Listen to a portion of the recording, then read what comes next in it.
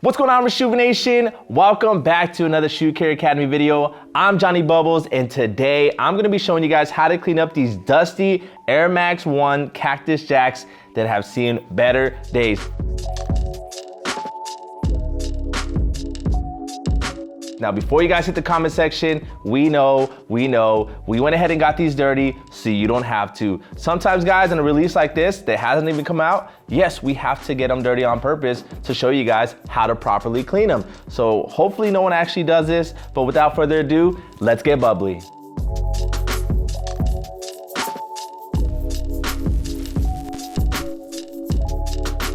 All right, for this cleaning, guys, we are gonna be using RESHOEVN8R Signature Kit, which you can go ahead and pick up by clicking on this little card right here. Or also, you could click the link in the description below that has my promo code automatically applied, so you can go ahead and save 10% off RESHOEVN8R.com. So with that being said, we're gonna go ahead and put the box to the side.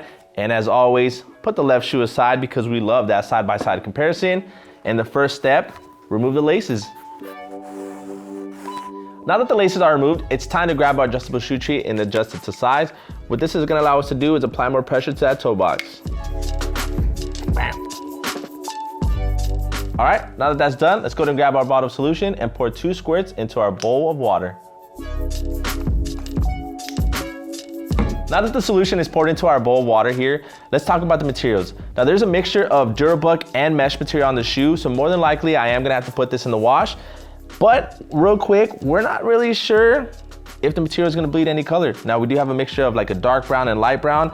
I don't think it'll bleed too bad, if at all. But Victor, what are your thoughts, bro? You think this is gonna bleed any color? I don't think so. Nope? Nope. Cool, well, we'll figure it out. This is why we do this, so that way you guys can find out before you start cleaning it if you'll deal with any issues. So the first brush we're gonna use is our soft brush, and let's dip it into our bowl and get started.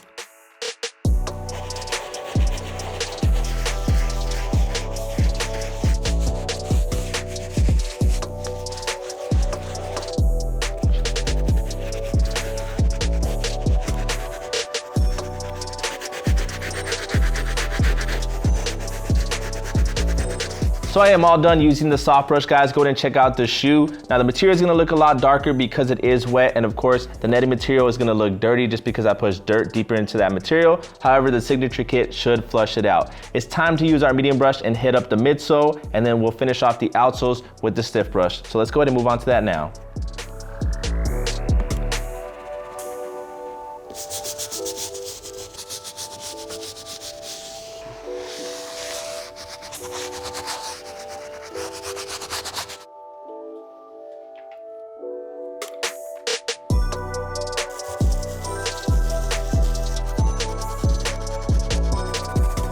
There you go, guys. I am done hitting up the entire shoe. Now it's time for the last and final step, and that's throwing the shoe in the washers. We're gonna put it in our laundry bag, which is gonna keep it safe and also act as an agitator that's gonna give the shoe an additional scrub.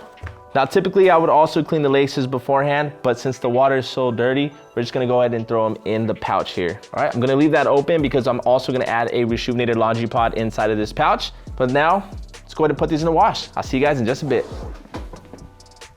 All right, guys, we are back. We went ahead and let the shoe dry overnight, and as you can see, it cleaned up really, really well. Now, one thing I do want to mention is the nubuck material did get a little darker, and in some spots, we do have a little water damage. Now, hopefully it comes out with the dry brush, but if not, it is what it is. This is why we do this thing, to show you guys how the shoe would clean up if you were to do it yourselves. But overall, the shoe cleaned up really nice. As I mentioned, the laundry system went ahead and flushed out this netted material here, got it nice and clean, and overall the shoe looks great. So now the next step is to grab our dry medium brush, brush out the entire shoe, and bring back some of that texture, and then we'll finish it off with some mink oil to bring some color back. So let's go ahead and do that now.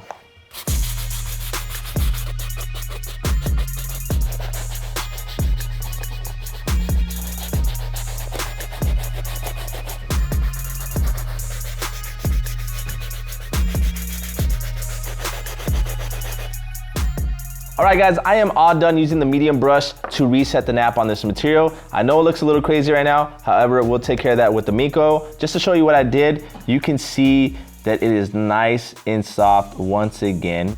Premium. Now it's time to bring back some of that color using our mink oil, and I'm gonna be using a horsehair brush. That is a little sample, but coming soon, guys. Remember where you've seen it first. So all you wanna do is shake up the can. Now you wanna apply this in a well-ventilated area or outside. Luckily for us, we're in the stew, and in the stew, it's well-ventilated, right, C-Ken? Right. Right. So what you wanna do is apply it 8 inches away from the shoe. Just give it a nice little spray. And then take your brush and brush it in.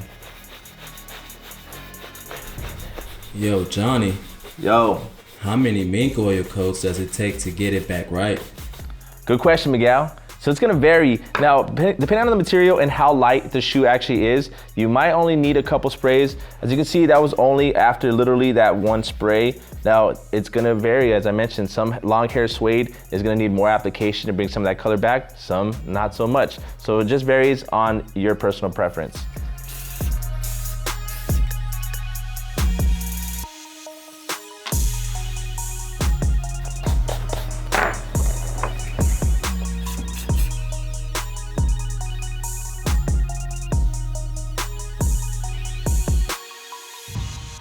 All right, guys, that's gonna go ahead and wrap it up for today's cleaning. Just to recap, I went ahead and cleaned the entire uppers with the soft brush, medium brush on the midsoles, and the outsole with the stiff brush. Then we went ahead and used the signature laundry system, put them in the washing machine, and let them dry for 24 hours. Came back, reset the nap with a dry medium brush, and lastly brought the color back with some mink oil. Now, CK has been asking me the entire time, how do I feel about these Air Maxes? First off, how do you feel about them?